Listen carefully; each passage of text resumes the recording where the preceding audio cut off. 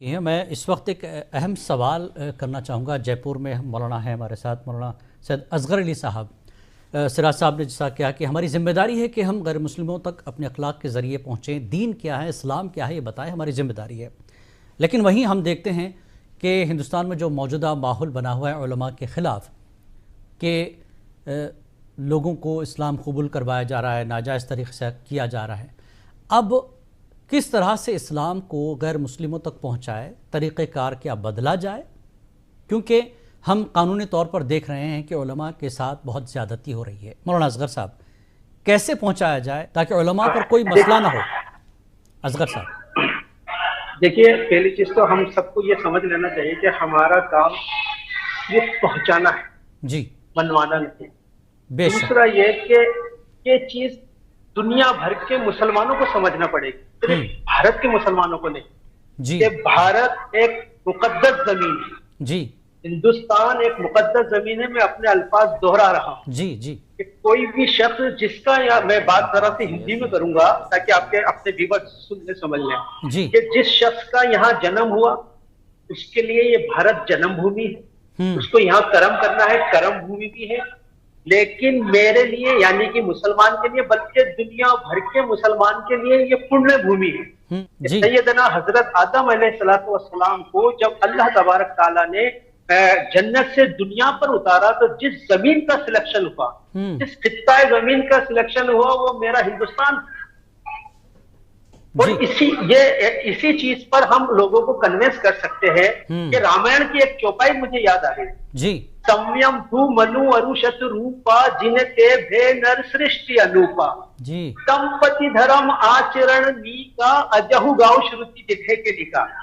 इसका अर्थ करने से पहले मैं एक बात बता दूं कि जब आप किसी की जबान में बात करते हैं तो आपके लिए काम ज्यादा आसान हो जाता है। बेशक। उर्दू तो हम ऐसे बोल लेंगे कि मुसलमानों को समझ में नहीं आएगी, लेकिन जब हम हिंदी बोलना शुरू करते हैं या कोई नजदीकी जुबान बोलना शुरू करते हैं तो हमारी मुखालफत हमारे समाज को होने लगती है कि देखिए ये मौलाना होकर हिंदी बोल रहे हैं। जबकि हिंदी बोलना या उस जबान में, क्योंकि हमारे को इस पर ईमान है कि अल्लाह ताला ने हर खित्ते में और हर रसूल को उसी की जबान बोलते हुए भेजा है।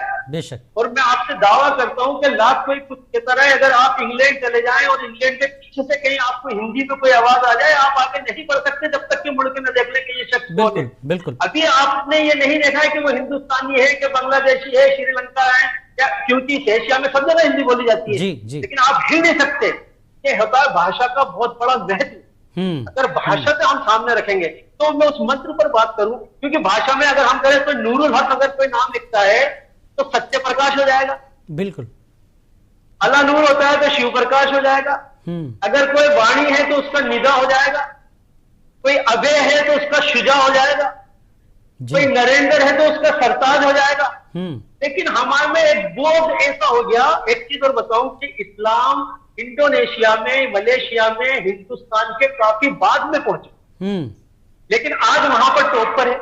वजह क्या है? वजह यह है कि वहां इस्लाम ने अपने आप को जज्ब कर लिया उन लोगों के साथ। उनकी संस्कृति से छेड़छाड़ नहीं करी, उनके नामों से छेड़छाड़ नहीं करी, उनके कल्चर से छेड़छाड़ नहीं करी। यहाँ क्या होता है कि तुम और है, हम और है।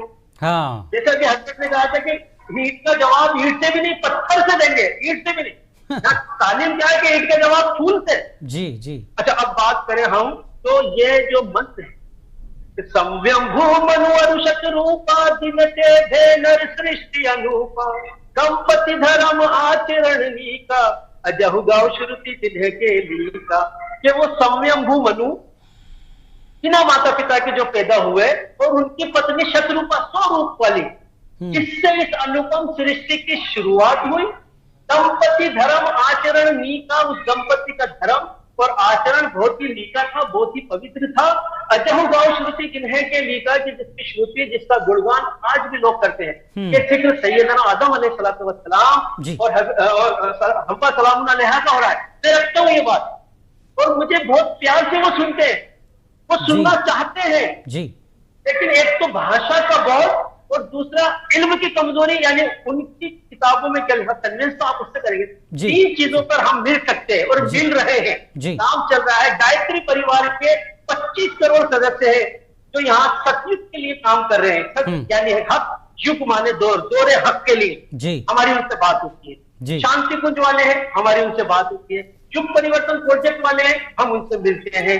इसी तरह ब्रह्म कुमारी वाले हैं, हम उनसे मिलते हैं। अब ये वक्त जो चल रहा है हिंदुस्तान में, इस वक्त ये मंथन का दौर चल रहा है, रिसर्च का दौर चल रहा है।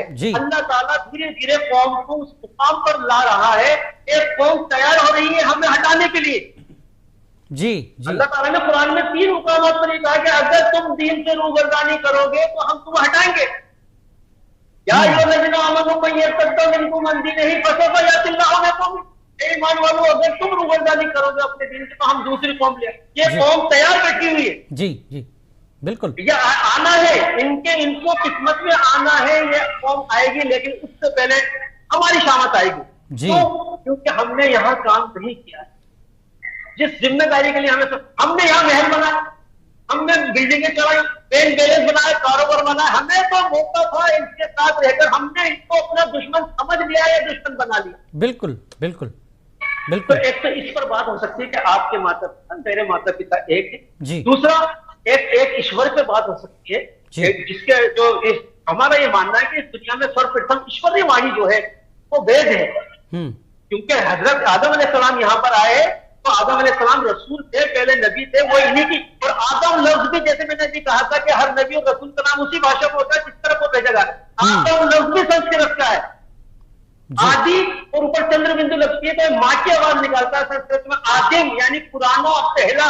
इसी की भाषा बदलते बदलते ये आदम, तस्मात आदम वो नाम हव्वे वची यथा, नाम भी मौजूद है वेदों में जी। ये नाम के साथ वो कभी कभी मौका हुआ तो मैं रसूलुल्लाह सल्लल्लाहु अलैहि वसल्लम से रिलेटेड जितनी भी भविष्यवाणी इसमें है तो उस पर हम बात करेंगे। अभी तो ये कह रहा हूँ, तो आपने सवाल किया कि कैसे हम बात कर सकते हैं। दूसरा ये बताया जाए कि हमारा और आपका जो है वो ईश्वर एक ही है, धर्म एक ही है, माता पिता एक है। और उनकी किताबों में बताया जाए कि रसूलुल्लाह सल्लल्लाहु अलैहि वसल्लम की शुभ सूचना, भविष्यवाणी, प्रेडिक्शन वहां मौजूद है। वो तभी हो सकता है जब हम उन्हें बताएं। अब ताकि आने काबे की भविष्यवाणी मौजूद है। अष्ट चक्र, 9 द्वारा, देवनापुरा, अयोध्या, इस नाम से मौजूद है कि 8 चक्र लगते हैं जहां पर 7 पूरे होते हैं, आधा होता है, फिर बाहर निकलते निकलते 8 हो जाते हैं। 9 द्वारा यानी कि 9 द्वार। 2 द्वार के मैं आपको नाम बता दूं, बाबे इब्राहिम, बाबे विसा, बाबु सफा, बाबे अली, बाबे अब्बास, बाबु नबी, बाबू सलाम, बाबे जियारा, बाबे हरम। 2 द्वार। और पूरे देवर कुयद्या यानी कि ऐसा मुकाम जहां पर जंग मना है, जंग मना। हरम की हैसियत आज भी यह है कि कोई पुराना कितना ही कातिल हो उस वक्त भी जो भविष्य वो कह के जाते थे कि इससे बदला लेना है, इससे वो अगर हरम में मिल जाता था तो उसके ऊपर हमला नहीं। बिल्कुल बिल्कुल, बहुत बहुत बहुत अच्छी बात यहाँ पर आपने की है। आपने एक पॉइंट यहाँ पर बताया कि हमको मनवाना नहीं है, हमको पहुँचाना और समझाना है।